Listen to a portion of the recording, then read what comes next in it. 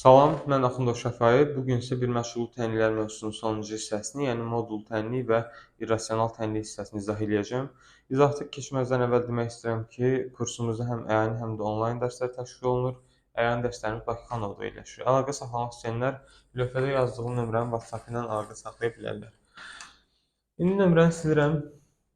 Keçək dərsimizin izahına. Deməli, baxırıq. Modul olan tənlik nədir? Adından da göründüyü kimi, yəni modulda olan bir tənlikdir bu. Burada bir ümumi şəkildə yazılış qeyd eləmişəm. AX plus B modulda bərabərdir C. Deməli, bizim modul tənliyi ilə bağlı qısa bir izahımız var. Yəni ki, bunun əsas izah eləməkdə məqsədimiz budur ki, testlərdə və yaxud imtahanlarda, müxtəlif yerlərdə modul tənliyi qarşımıza çıxır. Bunun deməli bir dənə sadə həll yolu var. Nədir? Deməli, biz modul tənlikdə nə edirik? Hər dəfə modul tənliyi həll edəndə cavabımızı, yəni C-ni bir dəfə mənfi yazıb həll edirik tənliyi, bir dəfə də müsbət yazıb həll edirik. Bu necə olur? Məsələn, burada bir dənə nümunə yazmışam, ən sadə nümunələrdən biridir. Deməli, bayaq dediyim kimi nə edirik? Yazırıq 3x üstəgəl 5. Bax, bu tənliyi iki cür açacağım, burada qeyd edeyim. Deməli, 3x plus 5 bərabərdir 8 tənliyi, bir dəfə bərabərdir 8 formasında modulunu silib yazıram. İkinci versiyada isə 3x plus 5 bərabərdir mənfi 8 formasında yazıram. Çünki yəni modulu bir dəfə özü kimi, bir dəfə də əksi kimi açıram. Deməli, indi bunu həll edirik. 3x-imiz burada bərabər olacaq 3-ə, x-imiz bərabər olacaq 1-ə. Digərində isə 3x-imiz bərabər olacaq mənfi 13-ə, x-imiz də bərabər olacaq mənfi 13-də 3-ə. Deməli, burada tənliyimizin 2 dənə kökünü aldıq. Burada əsas nə etməliyik? Bir də qeydlərdən biri budur ki, aldığımız kökləri həmişə tənliyimizdə x-in yerinə qoyub hesablayıb, yəni ki, düz cavab alındığını bilməliyik. Deməli, burada baxırıq ki, bir qiymətimizi qoyuruq yerinə. Elə bil olacaq 3 vur 1, bunun qiyməti eləyəcək 3, üstəgəl 5, 8. 8 də moduldan 8 kimi çıxır. Ona görə deməli x bərabərdir 1 kökümüz düzgün kökdür. İkinci kökə baxırıq, x bərabərdir mənfi 13-də 3 almışıq. Deməli, əgər bunun yerinə x-imizin yerinə 13-də 3 qoysaq, bunu elə kənardan yazaq, həll edək, əyani şəkildə görək. 3 vurulsun mənfi 13-də 3, düzdür. Üstəgəl 5 bərabərdir 8 olmalıdır cavabımız. Deməli, baxırıq, mənfini müsbətə vuranda cavabımız mənfi eləyəcək. Əgər ədədi kəsr ədədə vururuqsa, ədədimizi vuracaq kəsrimizin sürətinə olacaq mənfi 13-də 9. Üstəgəl 5 bərabərdir 8.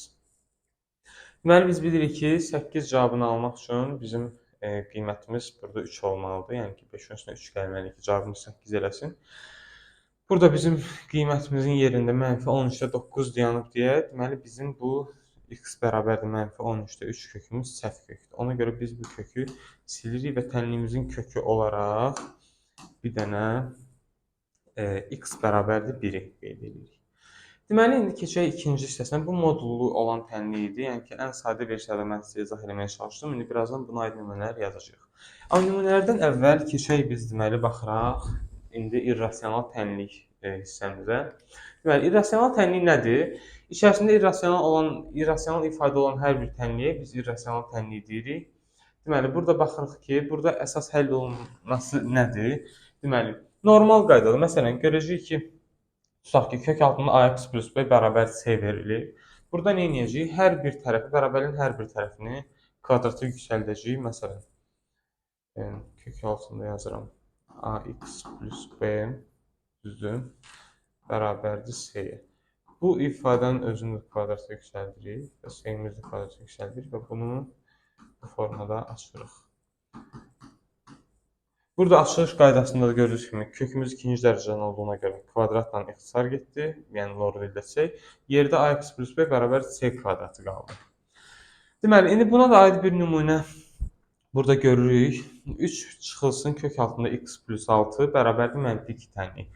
Bu tənliyi bayaq dediyim qayda ilə həll edəcəyik, amma necə? Əvvəlcə birinci oxşar hədləri bərabərliyin bir tərəfinə yığaq.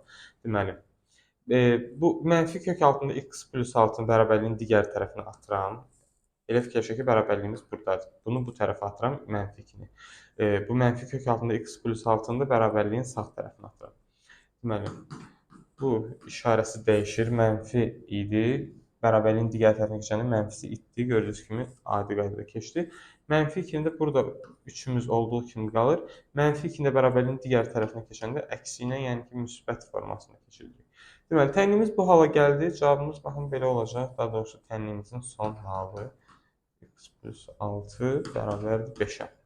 Deməli, burada nə edəcəyik? Bura qədər gəldik, tənliyimizi sadələşdirdik. Burada hələ ki bizdə elədiyimiz ancaq sadələşməkdir. Oxşar hədləri bərabərliyin bir tərəfinə, digərlərinin digər tərəfinə yığdıq və tənliyimizi sadə formaya gətirdik. İndi burada başlayırıq artıq irrasional tənlik qaydasını bura tətbiq etməyə. Nə edəcəyik? Bərabərliyin hər iki tərəfini kvadrata yüksəldəcəyik. Belə formada göstərim.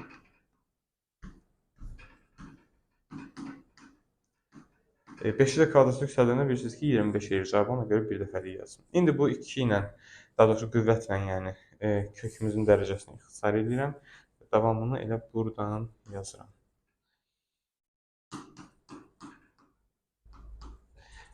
Bunlar ixtisar getdi, yerdə x plus 6 qaldı və digər tərəfdə də bərabərliyin digər tərəfində 25 dayanmışdı.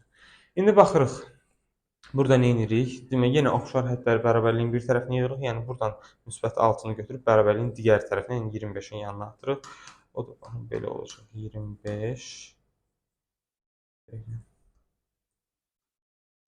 25.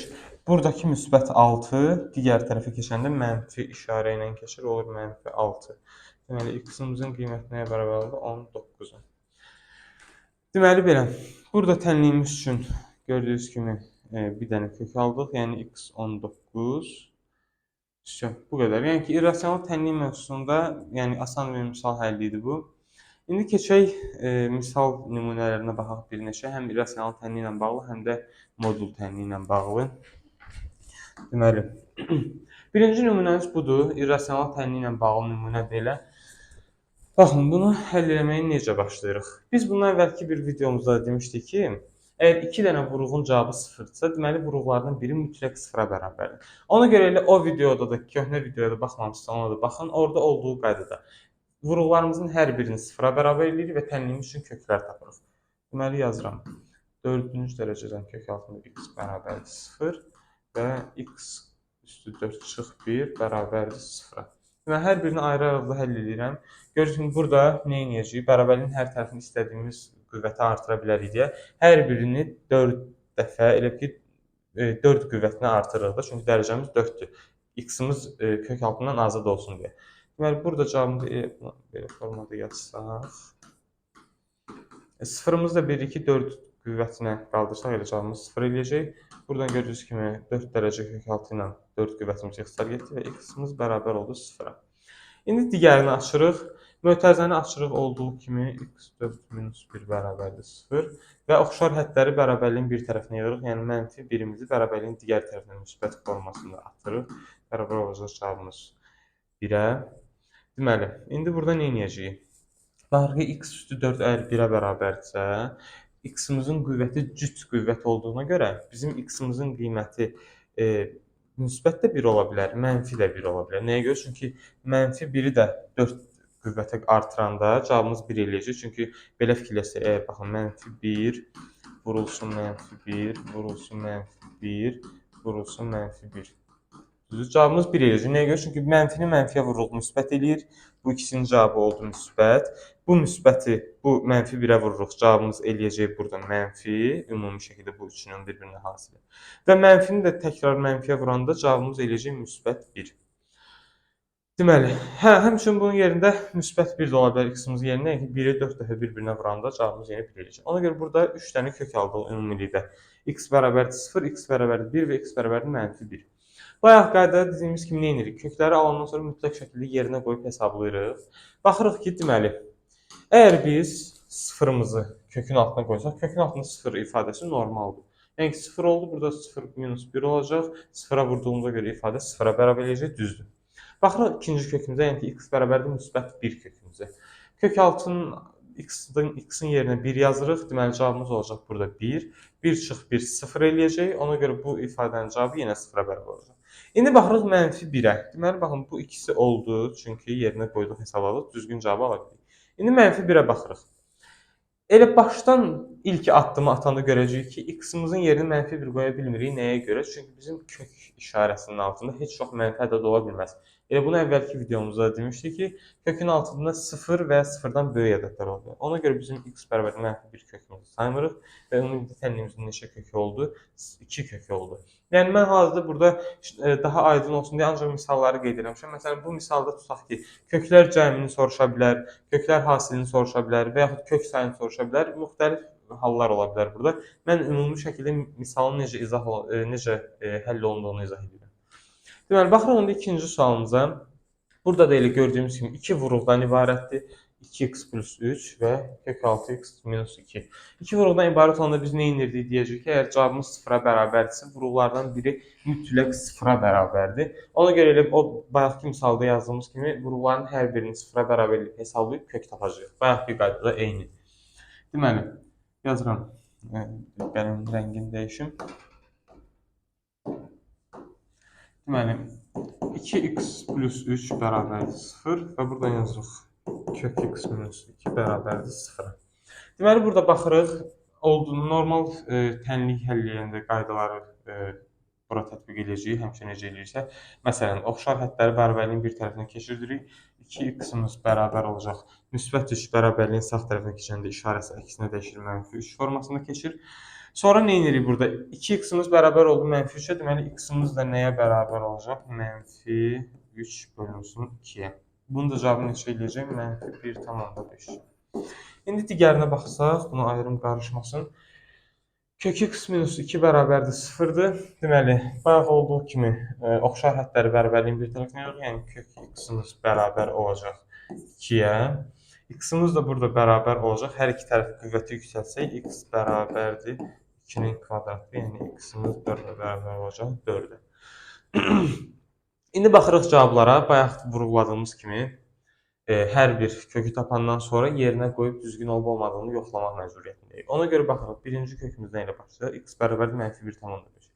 -1,5-i burada yerinə qoya bilirik. Cavabımız eləyəcək -3, -3 üstə gəlmiş 3 bərabər eləyəcək 0-a. Deməli, bərabərliyin vuruqların bir tərəfi biri 0 oldu.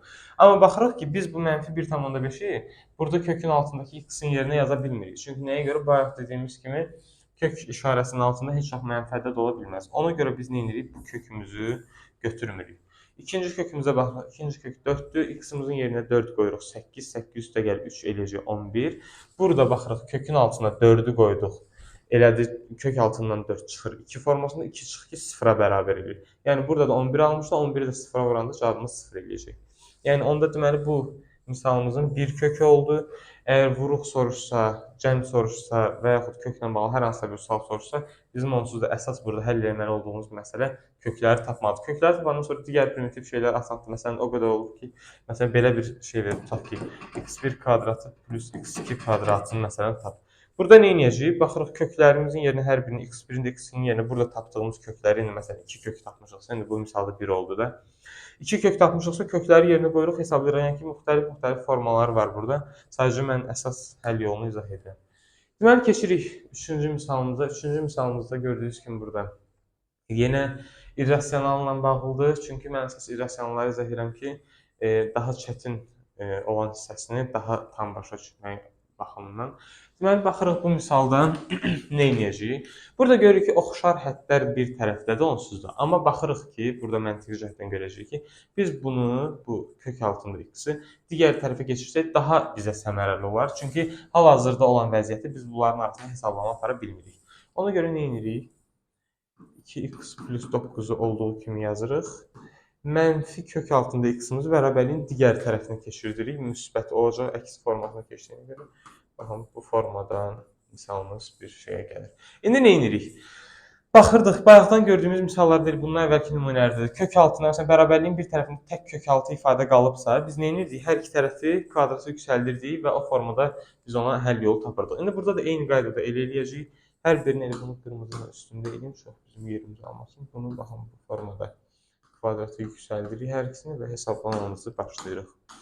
Deməli, bu ifadənin kök altında 2x plus 9 ifadəsini kvadrata yüksəldəndə bilirik ki, əgər kök altı işarəsinin dərəcə hissəsində heç nə yazılmırsa, deməli bizim dərəcəmiz 2-yə bərabərdir. Ona görə kök altı ifadə ilə qüvvətimizi rahat şəkildə ixtisar edirik və yerdə qalıb 2x plus 9. Və digərinə baxırıq. Digər hissədə gördüyümüz kimi 3 plus kök altında x-dir. Bunu necə aşacağıq? Normal şəkildə qüvvəti yüksəldəcəyik. Sadəcə yəni qüvvəti yüksəldəndə bilirik ki, bu tip misalları biz müxtəsər vurma düsturu ilə qüvvəti yüksəldirik. Deməli, nə edəcəyik? Müxtəsər vurma düsturlarını yəqin ki, çoxunuz bilirsiniz. Bilməyənlər üçün də belə şifahi şəkildə deyəcəm, hətta burada qeyd də eləyə bilərəm. Məsələn, birinci yaxşı düsturu qeyd eləyək.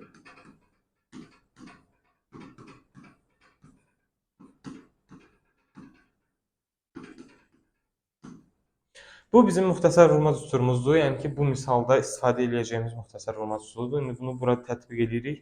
3 plus kök altında x-i belə hesablayacağıq. Deməli, birincinin kvadratı, yəni 3-ün kvadratı 9, üstə gəlirik. İkisinin hasilinin 2 misli, yəni 6 kök altında x və ikincinin kvadratı. Bu da bərabər edəcək bizdə x. İndi mən buradan bu düsturu silirəm, çünki bizdə burada yer lazım olacaq. Deməli, baxırıq. Misalımızın son vəziyyəti belə oldu. 2x plus 9 bərabərdir 9 plus 6 kök altında x plus x. Deməli, indi burada nə edirik? Baxırıq ki, bərabərliyin hər ayrı tərəfində, yəni ki, iki tərəfində də bir 9'umuz var və işarəsi də görürük ki, eynidir burada. Bir dəqiqə. İşarəsi də eynidir. Yəni ki, bərabərliyin sağ tərəfindəki 9 da müsbət 9'dur. Bərabərliyin sol tərəfindəki 9 da müsbət 9'dur. Deməli, biz nə edə bilərik? Bu 9'u bərabərliyin digər tərəfinə atıb bunları ixtisar edə bilərik. Və yaxud bu 9'u bərabərliyin sağ tərəfinə atıb biri mənfi, biri müsbət olacağına görə ixtisara gedəcək. Yəni, bu formada ixtisar edə bilərik. Ona görə mən elə bu başdan bu ikisini ixtisar edirəm bərabərliyin digər tərəflərində olduğuna görə. Və tənliyimizə olduğu kimi yazıram. 2x bərabər olacaq 6 kök altında x. Gəl x-imizə. Deməli, baxıram. Burada bizim ifadəmiz kök altında x-dir. Amma burada görürük ki, 2x burada var və bərabərliyin digər tərəfində bir dənə x var. Yəni ki, oxşar həddlərdir bunlar. Ona görə nə edirik? Bu x-imizi bərabərliyin digər tərəfinə atırıq. 2x minus x. Burada müsbət olduğuna görə bərabərliyin digər tərəfinə əksi formasında, yəni mənfi ilə keçdi. Bərabər olacaq 6 kök altında x-ə. Deməli, necə? X-imiz bərabər olur 6 kök altında x-ə. Burada nə edirik? Hər birini, yenə bayaq necə edirdik? Məsələn, bərabərliyin bir tərəfində əgər bizdə kök altı işarəsi olursa, hər birini qüvvəti yüksəldirik. Yəni, x kvadratı bərabər olacaq 36 x-ə. Düzdür? Deməli, elə buradan bu misalın davamını yazıram. Deməli, x kvadratımız bərabər olduğu 36 x-ə. 36 x-ə. Burada nə edirik? Görürük ki, bizim bu həddlərimizin hər birində oxşar vuruqlar var. Düzdür? Məsələn, hər ikisində görürük ki, x var içində. Ona görə nə edirik? Hər birini, hamısını bərabərliyin bir tərəfinə yığırıq. X kvadratı minus 36x bərabərdir. 36x-imiz buradan bərabərliyin sol tərəfinə əks işarəsi ilə, yəni mənfi ilə keçdi. Bərabərliyin bu tərəfində heç nə qalmadığına görə bərabərliyin digər tərəfinə 0 yazırıq. Deməli, biz görəcəyik ki, burada x kvadratı minus 36x ifadəsindən bir vuruq çıxarda bilərik də ortaya, düzdür? X çıxarda bilərik. X kvadratından x çıxanda qalacaq x. 36x-dan da x-i çıxırıq, qalacaq yerdə 36. Bunu bu formada vuruqları ayırdıq. İndi burada nə görürük? Bayaq misallarda gördüyümüz kimi, yaxud əvvəlki videolarda da bunu qeyd eləmişəm dəfələrlə. Əgər iki vuruğun hasili sıfıra bərabərdirsə, deməli vuruqlarımızın hər birini biz sıfıra bərabər edib tənliyimizə cavab tapa bilərik. Burada necə olacaq? X-imiz bərabər olacaq sıfıra. X-imizi sıfıra bərabər edirik. İndi isə x minus 36-nı bərabər eləyəcək sıfıra. Burada da x-imiz bərabər olacaq 36-ya. Yerimiz olmadığına görə mən daha dərhal yazdım cavabı. Deməli, nəticə olaraq biz neçə kök aldıq? 2 kök aldıq. X bərabər 0 və x bərabər 36 kökləri, düzdür? Deməli, baxırıq, misalda bir yerinə qoyuruq. Məsələn, 2-nin yerinə, 2-nin yanında 2x-a 0 versək, cavabımız olacaq kök altında 9 və burada da həmçinin kök altında 0 ola bilər. Həmçinin 36 da. Əgər buradakı x-in yerinə 36 qoysaq, burada cavabımız eləyəcək 81. Buradakı x-imizin də yerinə 36-nı qoya bilərik. Yəni ki, mənfi ədəd deyil. Yəni kök altında ola biləcək bir ifadə. Ona görə deməli bizim tənliyimizin 2 dənə kökünü aldıq və 2 kökünü də yerinə qoyub yoxladıq ki, köklərimiz düzgündür. Bu misalın həlli belə oldu. Dediyim kimi bayaq vurğuladım. Yəni ki, burada bizdən müxtəlif üsullar istəyə bilər. Məsələn, kökləri cəmini, kökləri hasilini və yaxud kök sayını və yaxud bayaq göstərdiyim kimi bir ifadə istəyə bilər ki, həmin ifadə x-ları yerinə qoyub hesablayaq və s. və s. Yəni bu ilə bağlı nümunələr çoxdur. Mən sadəcə əsas hissəsini, yəni ki, köklərin tapılması hissəsini və düzgünlüyünün yoxlanılması hissəsini sizə izah elədim. İndi keçək o biri izaha, amma izaha keçməzdən əvvəl buranı istəyirəm biraz silim. Ümid edirəm ki, yəni əgər ehtiyacı olan buradakı qeydlərini aparır və yaxud videonu geriyə atıb buradan izaha baxa bilərsiniz. Çünki digər misalım üçün biraz yer problemi oldu. Deməli, baxırıq burada. Görürük ki, bundan əvvəlki videoda da qeyd eləmişəm. Ümumi dərslərdən adi və onluq kəsirlər dərsindən bilirik ki, yəni loğarit dildəsə burada sıfırın ətəyinə bir dəqiqə. Burada yəni ki, sıfırın məxrəcinə 1 yaza bilərik. Nəyə görə 1 yaza bilərik? Yəni ki, sıfırı onsuz da 1-ə böləndə bilirik ki, cavabımız 0 edir. Bunu yazmada məqsədimiz nədir? Bizim buradakı kəsr ifadəmizi asan formada həll edək. Necə asan formada həll edək? Bundan əvvəlki mütənasiblik mövzusunda məsələn deyirik ki, bunu baxın belə çarpaz formasında iki kəsri bir-birinə vurub biz cavab ala bilərik. Biz bilirik ki, bu ifadəni 1-ə vurduq. İfadəmiz olduğu kimi, balaca olduğu kimi qeyd edirəm. Deməli, və bərabərliyin digər tərəfində nə qalacaq? Kök altında x minus kök altında 2 ifadəsində sıfıra vurduğumuza görə cavabımız edəcək 0. İndi başlayırıq buradan aşağı bir-bir köklərimizi tapmağa. Necə başlayacağıq? Bayaq da orada, baxın bu misalda harada göstərdik biz onu. Burada yazmışdım və qeydlərdə sildim. Yəni ki, əgər məsələn bir neçə vurğun hasili sıfıra bərabərsə, deməli hər bir vurğu biz sıfıra bərabər edəcəyik. Burada vurğumuz vacib deyil ki, mütləq 2 dənə olsun. 3 dənə də ola bilər, 5 dənə də ola bilər və s. Ondan da artıq ola bilər. Hər birini sıfıra bərabər edib köklərimizi tapırıq. Deməli, x bərabərdir. Buradakı x yazdım 0. X plus 2 bərabərdir 0 və x kvadratı plus 4, daha doğrusu minus 4 bərabərdir 0. Bunların hər birinin x-imiz bildiyi burada bərabər olacaq 0, burada x-imiz bərabər olacaq müsbət 2-ni bərabərliyin digər tərəfinə keçirdirik. Cavabımız olacaq x bərabərdir mənfi 2 və burada da həmçinin x kvadratını bərabərliyin bu tərəfini saxlayırıq, mənfi 4-ü bərabərliyin digər tərəfinə keçiririk. Olur x kvadratı bərabərdir 4. Burada da x-imizin yerində duracaq nə?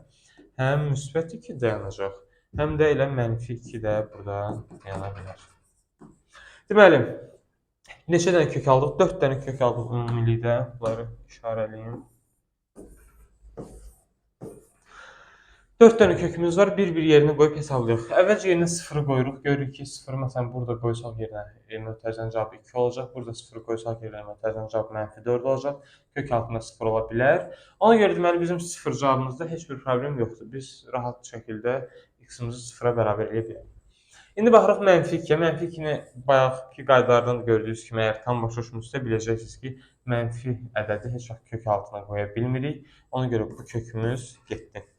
Deməli, burada baxırıq, x bərabərdir mənfi. Yəni, bu kökü burada almışıq da, eyni kökdür bu. Deməli, bu kökü bildik ki, getdi. Deməli, baxırıq nəyə? Bax, burada x bərabərdir 2 kökümüz var. Baxırıq ki, x-i burada yerinə qoysaq, burada yerinə qoysaq və burada yerinə qoysaq 2 formasında bizə heç bir problem yaratmır. Amma baxırıq ki, burada kök altı işarəsinin yerinə 2 yaza bilərik. Amma 2 yazsaq burada müsbət işarədir, yəni ki, köklə heç bir problem yaratmır. Amma bizdə burada əgər kökün altına 2 yazsaq, bizim məxrəcimizi, kəsimimizin məxrəcini 0-a bərabər edəcək. Yəni kök altındakı çıxılsın, kök altındakı 0-a bərabər olacaq. Ona görə də biz bilirik ki, bu halda, yəni ki, bu düzgün hal deyil, bizim heç vaxt məxrəcimiz 0-a bərabər ola bilməz. Çünki nəyə görə? Belə bir qayda bilirik ki, 0-a bölmə əməli yoxdur. Ona görə deməli biz x bərabər 2 kökümüzü də götürə bilmirik. Tənliyimizin neçə kökü oldu? 1 kökü oldu. O da 0 köküdür. İndi buradan bu 2-ni silinmə yerinə normal yazın. Qeyd aparanda rahat olsun. Deməli, bu misalımızın da izahı bu qədər idi. Aradakı səhvlərimə görə biraz başım qarışdı. Üzr istəyirəm. Bunu görmək yadımdan çıxmışdı. Baxmaq. İndi baxaq digər misalımıza. Bu bizim modul tənliyimizlə bağlı bir misaldır. Deməli, burada nə edəcəyik? Baxırıq. Modulun bayaqki qaydasında dediyimiz kimi modulu açırıq. Normal qaydada, amma necə açırıq? Bir dəfə cavabı mənfi şəkildə, bir dəfə də müsbət şəkildə. Amma biz burada nə edək? Elə baxırıq ki, yəni bu formanı onsuz da açacağıq. Dediyim qayda ilə bunu həll edəcəyik. Amma həll eləməzdən əvvəl bayaq misalda da görürüz. Yəni ki, birinci tənliyimizi daha asan formaya gətirib, yəni ki, daha başa düşülən formaya gətirib, yəni burada arasında olan o kiçik həlləri eləyib, ondan sonra tənliyin əsas həllinə başlasaq, o bizə daha rahat olacaq. Ona görə nə edəcəyik?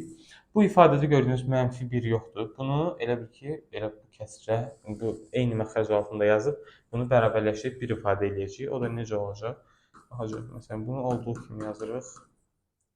Minus bunu elə bil ki, 2 yazırıq məxrəcinə, sürətinə də 2 qoyuruq. Yəni ki, 2-ni 2-yə böləndə cavabımız nə şey edir? 1 eləyir də onsuz da. Elə bunun cavabı 1-ə bərabərdir. Sadəcə biz bunu niyə belə elədik? Eyni kəsr xəttində bunu rahat formada yaza bilək deyə. Deməli, indi bunu eyni kəsrdə yazırıq. X plus 3 minus 2 bölünsün 2-yə. Modulda bərabərdir 3-ə. Düzdür. İndi burada nə edəcəyik? Biraz da sadələşmə aparırıq. 3-dən 2 çıxanda 1, 2, 1 qalır. X plus 1 bölü 2 bərabərdir 3-ə. Düzdür. İndi burada nə edəcəyik? Bayaq dediyimiz qayda ilə deməli, bu modul işarəsi daxilindədir. Modulumuzu bir dəfə olduğu kimi, yəni 3 ilə, bir dəfə də əks formasına, yəni -3 ilə açacağıq. Elə burada 3 ilə yazmışıqsa, bunu bu formada açaq. Nə edirik? Modul işarəsini buradan silirik. 2-mizi 3-ə vururuq, eləyir 6. X plus 1-imizin cavabı eləyəcək 6. X-imiz də burada nəyə bərabər olacaq? 5-ə.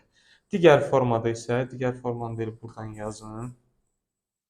Digər formanı yazıram. X plus 1 bölünsün 2 bərabərdir -3-ə. -2-ni -3-ə vuranda eləyəcək -6. X plus 1-imiz bərabər olacaq -6-ya. Buradakı 1-imiz də bərabərliyin sağ tərəfinə keçəndə mənfi formasında, yəni əks formasına keçəcək. Ona görə x-imiz bərabər olacaq -7-yə. Deməli, indi baxırıq burada nəyə? Dediyim kimi, yerinə qoyub yoxlaya bilərik ki, düzgün cavabımız dəqiq olsun. X-imizin 5 formasında görürük ki, 5-i yerinə qoyuruq, eləyir 8. 8-i 2-yə bölürük 4. 4-dən 1 çıxırıq 3. Alındı normal cavabımız. -7-ni bura qoyanda eləyəcək -4. -4-ü 2-yə böləndə eləyəcək -2.